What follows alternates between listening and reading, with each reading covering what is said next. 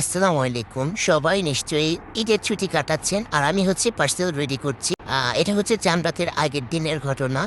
তো আমাদের লোকেশনের আশেপাশেই ছিল এটা নারায়ণগঞ্জের ভিতরে। এজন্য নারায়ণগঞ্জের ভিতরে যেসব প্রোডাক্ট আসবে সেগুলো আমরা নিজেরাই ডেলিভারি দেওয়ার চেষ্টা করব। যেহেতু এখন কুরিয়ার অফিস অফ, এজন্য শুধু ঈদের দিনটা বন্ধ থাকবে। আর এমনিতে সব দিন আমরা নিজেরাই দিয়ে আসব। আর এটা হচ্ছে আমি এখানে এই বার্নিশটা লাগাচ্ছিলাম। তো বার্নিশ লাগানো শেষে আমি একটু ঘরের জন্য রান্নাবান্না করতেছিলাম আর কি।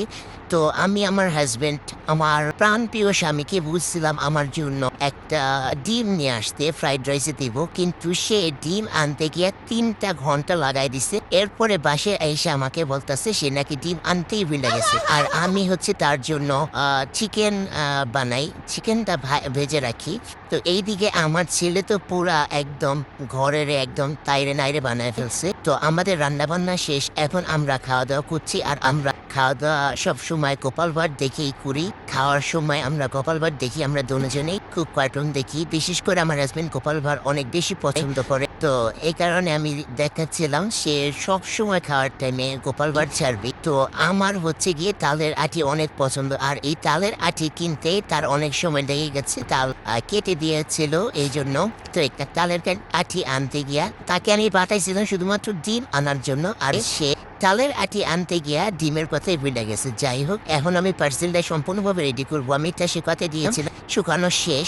আর শুকানো শেষে আমি এখানে এটার গিটটা দিচ্ছি। আর গিট দিতে দিতে আমি আপনাদেরকে বলছি আমি এটাতে বার্নিশ করেছি। আপনারা হয়তো যারা আমার কাছ থেকে কাঠের দোলনা নিয়েছেন তারা বলবেন যে আপু আমাদেরটা তো এরকম বার্নিশ করা নেই, রং করা নেই। এটা বার্নিশ করার কারণ এটা হচ্ছে 30 ইঞ্চির একটি কাঠ। এটা অনেকদিন আমার ঘরে ছিল।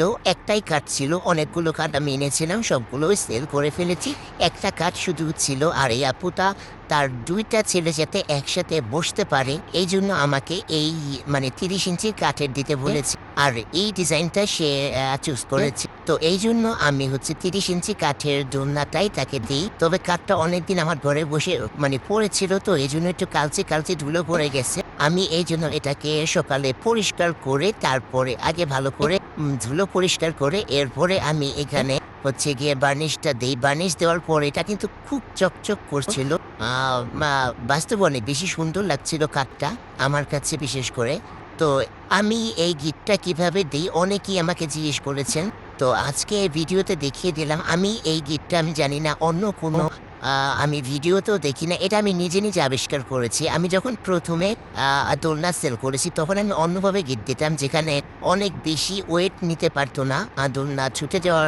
আমার 2-3টা কমপ্লেন আসছে যে দোলনা ছুটে গেছে, কিন্তু এই গিটটা দেওয়ার পরে দোলনা কখনোই ছুটে যাবে না। আপনার 80 কেজি কেন 100 কেজিও নিতে পারবে, কিন্তু তারপরও আমরা বলে দেই যে 80 কেজি ওয়েট নিতে পারবে। তো ফাইনালি আমাদের দোলনা রেডি। এখন হচ্ছে আমরা প্যাকিং করছি। আমার হাজবেন্ডকে দিয়েছি প্যাকিং করতে, সে প্যাকিং করছে।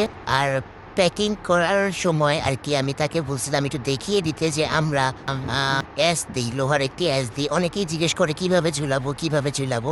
তো আমরা যেহেতু লোহার অ্যাস দিয়ে ঝুলাবেন। আর এরপরে আমি হচ্ছে গিয়ে চলে যাচ্ছিলাম আমার বাবার বাড়ি, দোলনাটা নিয়েই। আমার বাবার বাড়ি হচ্ছে মেন রোডের সাথে। তো আগে আমি আমার ছেলেকে আমার বাবার বাড়ি রেখে তারপরে হচ্ছে যাব, কারণ ওকে নিয়ে এত জার্নি করা আমাদের জন্য ঠিক হবে না। আর বাইরে বৃষ্টি হচ্ছে, তো আমরা ভিজতে সমস্যা নেই, ও ভিজলেও তো বাচ্চা মানুষ।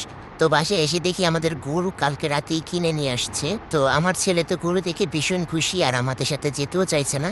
আর এগুলো হচ্ছে আমাদের বাড়ির গাছ। এই গাছগুলো যে কতবার সরানো হয়েছে, অনেকগুলো গাছ, কিন্তু আমাদের বাসায় বালি টালি ফালাইছিল তখনও সরাইছে। তারপরে বিভিন্ন কাজ করার সময় এগুলোকে এসাইড উইসাইড করতে হয়, এই জন্য এগুলো সবসময় টবের ভিত্তি থাকে।